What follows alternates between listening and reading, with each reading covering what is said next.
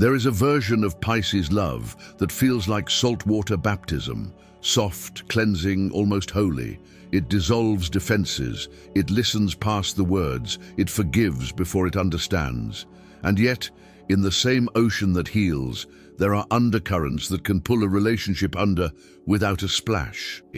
Not because Pisces wants destruction, but because sensitivity can become a hiding place when it's afraid to be seen clearly. The dark side of Pisces is rarely loud. It doesn't slam doors. It closes them gently, then locks them from the inside. It doesn't always attack. It drifts. It doesn't always demand. It hopes you'll just feel what it needs. In Arcana of Pisces, we don't talk about shadow to shame it. We talk about shadow to name it, because naming is how you turn a pattern into a choice. If you've ever loved like you were trying to merge souls, if you've ever disappeared inside your own feelings, if you've ever stayed silent because you didn't want to ruin the magic, subscribe to Arcana of Pisces and stay close. These reflections are for the part of you that's tired of repeating endings you never wanted. Pattern 1. Escaping into fantasy instead of facing reality. Pisces is ruled by dreams, intuition, and the invisible. But when life feels sharp, Pisces can retreat into imagination like a sanctuary and slowly turn that sanctuary into a bunker. You start falling in love with potential, with what could be, with the version of someone you can almost feel in your spiritual vision. You narrate the relationship like a poem instead of living it like a real conversation. You forgive red flags because you can sense their wounded inner child. You explain away the distance because you can sense their fear. You translate neglect into their overwhelmed. You turn inconsistency into their healing. And the quiet destruction happens like this. Reality asks for honesty, and fantasy answers with hope. Your partner asks for clarity, and you offer beautiful ambiguity. You tell yourself, if I just love them harder, they'll become who I see. But love is not alchemy when it's used to avoid truth. It's a fog. And in fog, people crash into each other without ever meaning to. Healing begins the moment Pisces learns. Intuition is not denial with a spiritual filter. If something is hurting, it matters. If something is missing, it's not testing your faith. It's information. Ask the hard question. Speak the simple sentence. This doesn't work for me. That one line is a lighthouse. Pattern 2. The savior complex that turns love into a mission. Pisces feels pain in the room like it's their own. That's a gift until it becomes a contract. The shadow shows up when you start choosing partners you can rescue, not because you're cruel, but because being needed feels safer than being known. If someone is broken, your compassion has a place to pour. If someone is lost, your devotion has a direction. You become the medicine, and you mistake that role for intimacy. But a relationship cannot survive if one person is always the healer and the other is always the wound. The savior becomes exhausted, resentful, quietly bitter. The rescued person starts to feel controlled or ashamed or dependent. And Pisces, who wanted love, ends up trapped in a cycle of sacrifice, whispering, after I fix this, then we'll be okay. Meanwhile, the real needs of Pisces go unspoken because caretakers don't ask for care. They earn love by giving it away. Transformation looks like this. Stop confusing empathy with responsibility. You can be compassionate without becoming consumed. You can love someone without trying to carry what they refuse to carry. Sometimes the most spiritual thing you can do is let someone face the consequences that would finally wake their soul up. Love doesn't have to be a mission. It can be mutual.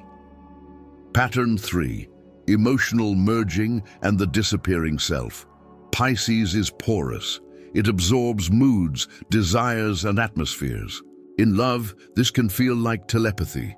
The sweetness of being so close you can finish each other's sentences, but in shadow, it becomes enmeshment, the slow erasing of me to keep we alive.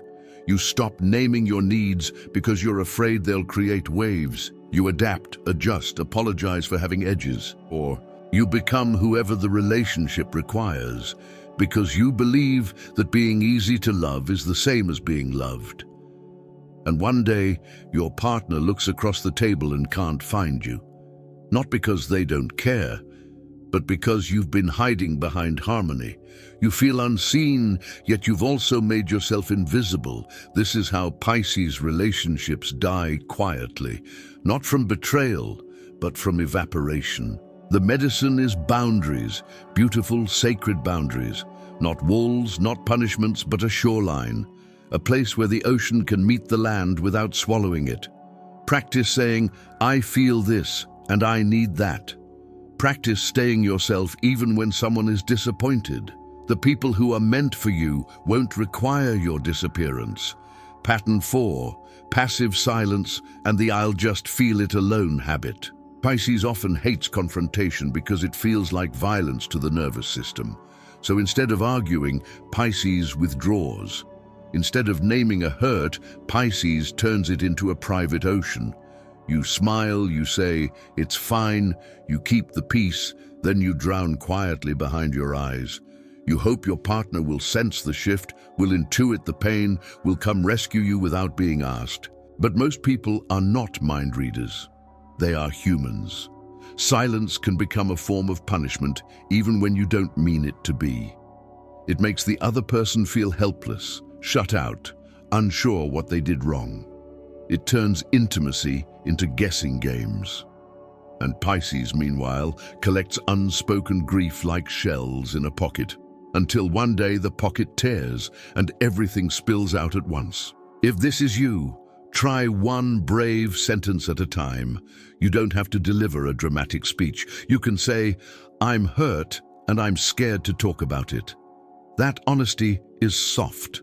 That honesty is safe. Communication isn't the enemy of romance. It's how romance becomes real.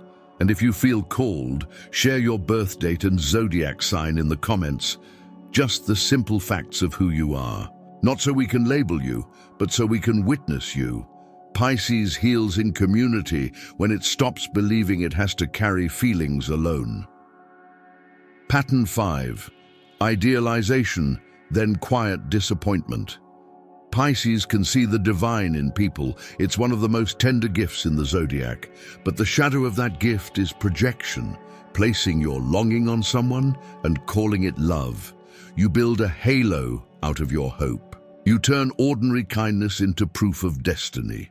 You overlook incompatibilities because you're in love with the feeling of being in love, the spiritual storyline, the cosmic timing. Then reality arrives, as it always does. The person is human. They forget. They choose differently. They have limits. And instead of adjusting your expectations through conversation, you grieve silently. You act distant. You become colder in small ways, not because you stopped caring, but because the fantasy died and you don't know how to mourn it out loud. This pattern destroys relationships because the other person never gets a fair chance to be real with you. They're punished for not being the character you wrote. Healing means letting love be imperfect and still holy. It means choosing someone's actual presence over your imagined promise. It means asking, who are you, really? And allowing the answer to be enough, or allowing yourself to walk away gently. Pattern 6. Withholding the truth to protect the connection. Pisces is deeply intuitive, and it often senses what's coming before it happens. In shadow, that intuition becomes a quiet strategy. You hold back what you really think, what you really want, what you really can't tolerate, because you're afraid honesty will end the bond. You tell half-truths. You soften your no into a maybe. You avoid naming the deal breaker. You make yourself small to stay close. But closeness built on self-abandonment is not closeness. It's a spiritual debt. And debts come due. Eventually, resentment shows up like a tide, or the relationship collapses under the weight of what was never said.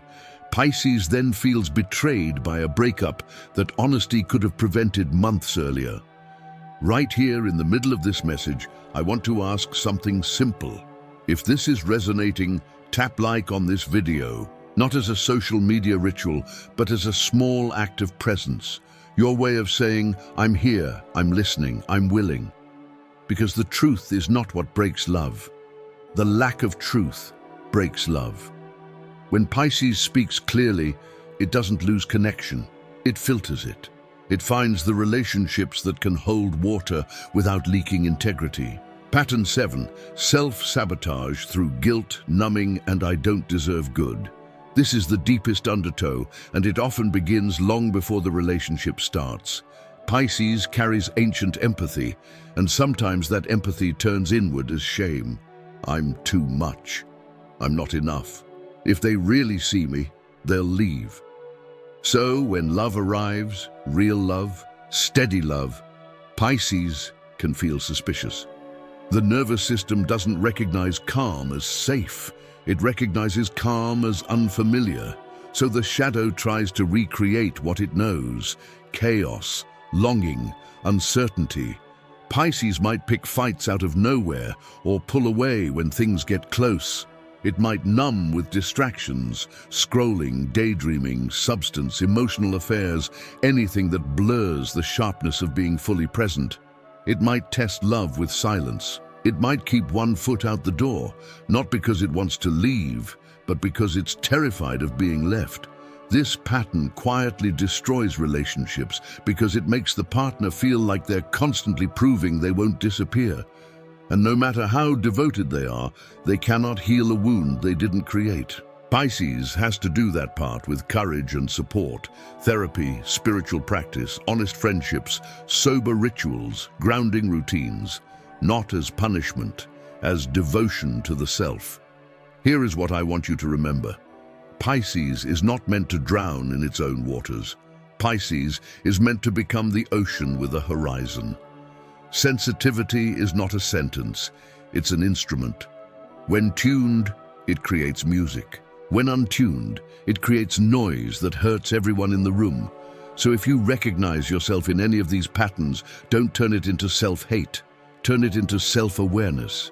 Choose one pattern to meet with compassion this week, one boundary to practice, one truth to say, one fantasy to release, one conversation to have while your voice shakes.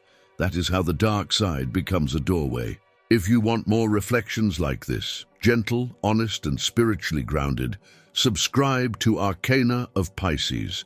And if this helped you feel seen, like the video so it can reach someone who's quietly drowning in silence. Before you go, leave a comment with your date of birth and your zodiac sign. I read them like little coordinates on a star map, small, simple details that remind us we're not alone in this human learning.